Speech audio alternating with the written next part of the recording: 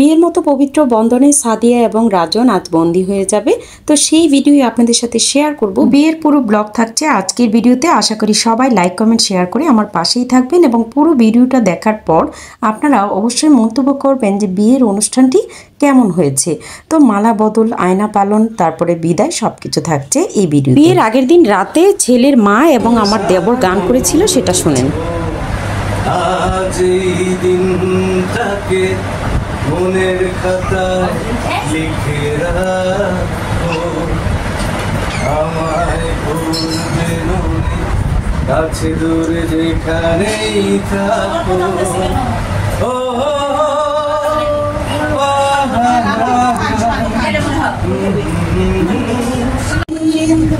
আমার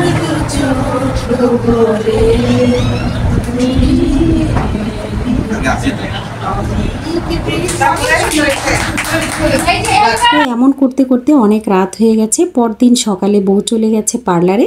বধূ সেজে বউ চলেও এসেছে। যাই হোক, ওকে খুব সুন্দর লাগছে, পরীর মতো লাগছে আমার ননদটাকে। ওকে দেখে তো আমি মুগ্ধ হয়ে গেছি। তারপর সবাই মিলে সেন্টারে চলে গিয়েছি। এটা ছিল শান্তিনগর বেলি রোডে অ্যাবাকাস কনভেনশন সেন্টার, খুবই বড় ছিল। তো বিয়ের দিনের সাজসজ্জা করে সবাই চলে এসেছে, বাচ্চারা, আমার বোনের মেয়েরা সবাই চলে এসেছে। তো মেয়েকে ফটোগ্রাফির জন্য অনেক স্টাইল করে ফটো তুলছে। তো বিয়ের দিনের এই স্মৃতিটা তো সারা জীবন থাকবে। আর এদিকে বাচ্চারা, অনেকগুলো বাচ্চা একসাথে পেয়ে আনন্দে আত্মহারা। আর সাজসজ্জা দেখে তো একদম মুগ্ধ, যে খুবই ভালো লাগছে। তো এদিকে আমার মামি শাশুড়ির মেয়ে, একমাত্র ননদ আমার। তো সবাই মিলে, আমার বোন, সবাই মিলে আমার যা একসাথে হয়ে না অনেক ভালো লাগছিল। তো সবাই একসাথে কবে যে হব আবার বলতে পারছি না। তো এই মুহূর্তটা আসলে ভোলার মতো না, সবাই একসাথে দেখা হওয়া, আনন্দ করা। এদিকে বেবিদের দল সবাই একসাথে বসে গল্প করছে, আর আমার হাজব্যান্ড এখানে বসে আছে, ভিডিও ছাড়ছে। আর এগুলো সব ছেলেকে গেট ধরার জন্য প্রস্তুতি নেওয়া হচ্ছে। তো সবারকে দেখে খুব ভালো লাগলো। আর সেন্টারের সাজানোটা খুবই সুন্দর হয়েছিল।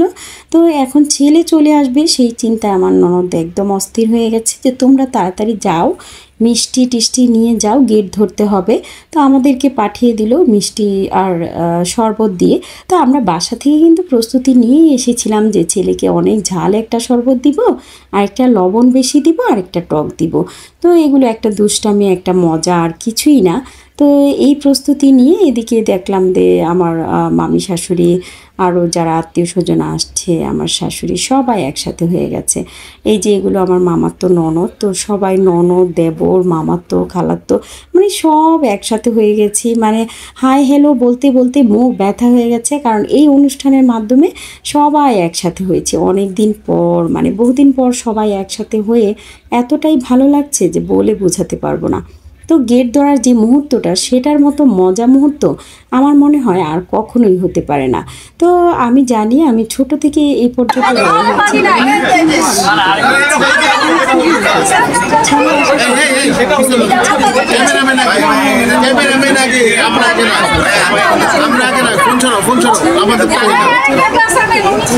শরবতটা ও সেটাই সিলেক্ট করলো, কারণ ওর নাকি ঝাল পছন্দ।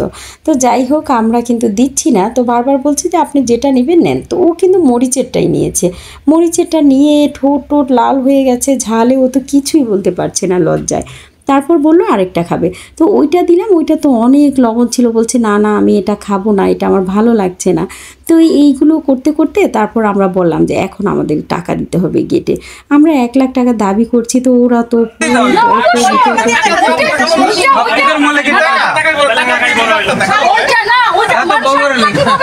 শেষে ওদের কাছ থেকে 20,000 টাকা নিয়ে ওদেরকে ছাড়লাম। এখন ছেলেকে এনে মেয়ের সাথে বসিয়ে দিলাম যে যাও, এখন তোমার বউ নিয়ে তুমি থাকো, আমাদের গেটের টাকা পেয়েছে, আর কিছুই লাগবে না। তো ফটো সেশন চলছে। মেয়ের সমস্ত বান্ধবী বন্ধু এখানে রয়েছে, বলে যে একটু ভিডিও করে রাখি, ছবি তুলে রাখি তোমাদের সাথে এই স্মৃতিটা। তো যাই হোক, এই তো সবাই মিলে ছবি তুলছে আর গল্প করছে যে গেটে ওর জামাই যখন ছিল ওর নাকি খুবই খারাপ লেগেছে যে ওর জামাই জামাইকে এত কষ্ট দিচ্ছি আমরা। তো আমি বললাম একদিনই তো কষ্ট দিব, তো বারবার তো আর কষ্ট দিব না, তোমাকে সেটা মেনে নিতে হবে। তো ও হাসি মুখে বলল আমি তো মজা করেছি ভাবি। তো যাই হোক, ওদের এখন ফটো সেশন চলছে। ওদের জন্য সবাই দোয়া করবেন, আল্লাহ যেন ওদের সংসার জীবনে অনেক ভালো রাখে। তো এই তো জামাইয়ের খাবার চলে এসেছে। খাবারের আয়োজনে আস্ত খাসি ছিল। তো আস্ত খাসি তো ছেলের বাড়ির সবাইকে দেওয়া হচ্ছিল যে এটা ভেঙে দেন। আস্ত মুরগি ছিল, চিকেন ফ্রাই, ডিম চপ, বোরহানি, তারপর চিকেন বিরিয়ানি ছিল। তো তাছাড়া আরও অনেক আইটেমই ছিল। তো আস্ত খাসিটা ওরা নিয়ে গিয়েছিল যে ভেঙে দাও, তারপর সবাই খেতে পারবে। তারপর নিয়ে গেল এখান থেকে। তারপর আস্তে আস্তে সবাই খাওয়া দাওয়া শুরু করলো। টিকিয়া ছিল, জর্দা ছিল, মালাই জর্দা ছিল। জর্দাটা ভীষণ মজার ছিল। তো পুরো বিয়ের আয়োজনটা খুবই মনোমুগ্ধকর এবং মজাদার ছিল। তো মুরব্বীরা সবাই এই পাশে বসে গেছে, আমার শাশুড়ি, মামি শাশুড়ি, মামা শ্বশুর, তারপর আমার হাজব্যান্ডরা, আমার শাশুড়ি, সবাই একসাথে বসে গেছে। আর ওই পাশে ছেলের বন্ধুরা বসেছে। তো পুরো বিয়ে জুড়ে আমি আসলে আমার ফেসটা দেখাইনি, কিন্তু আমি চেষ্টা করেছি আপনাদেরকে সব কিছু দেখানোর।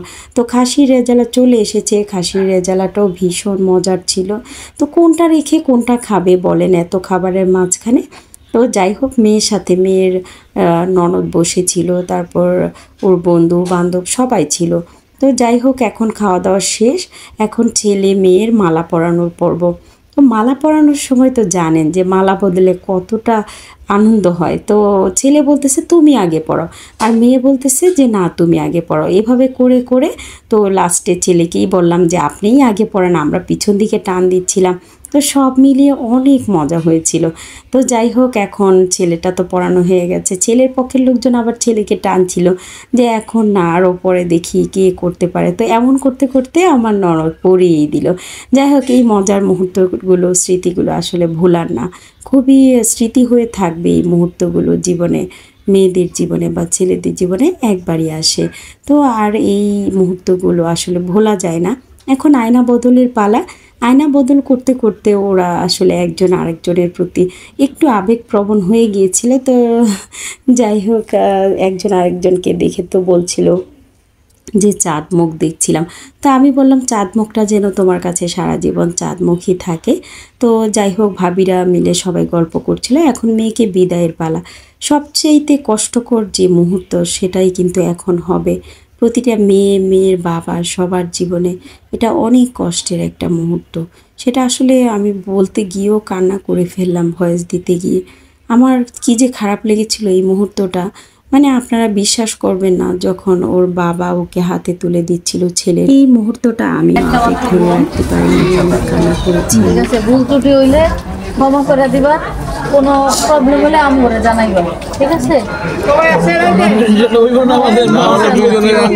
ভালো আছে আলহামদুলিল্লাহ।